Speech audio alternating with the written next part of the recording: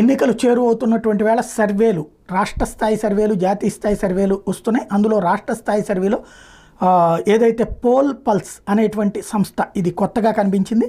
వీళ్ళ సర్వేలో చూసుకుంటే టీడీపీ, జనసేన, బీజేపీ కూటమి ఘన విజయం సాధిస్తుందని 98 నుంచి 104 స్థానాలు వస్తాయని అంచనా వేశారు.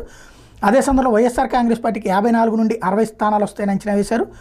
50-50 ఛాయిస్ ఉన్నటువంటి 23 చోట్ల నెక్ టు నెక్ ఫైట్ ఉంది అన్నటువంటిది అంచనా వేశారు.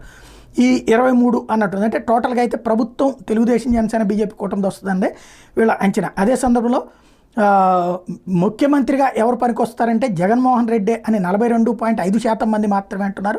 అదే చంద్రబాబు నాయుడు బెటర్ అని చెప్పి 50.2% మంది భావిస్తున్నారు.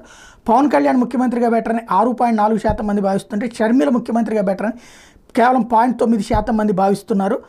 మరొక వైపును చూస్తే ఎన్నికల మీద ప్రభావం చూపెట్టేది ప్రైస్ రైజ్ 18%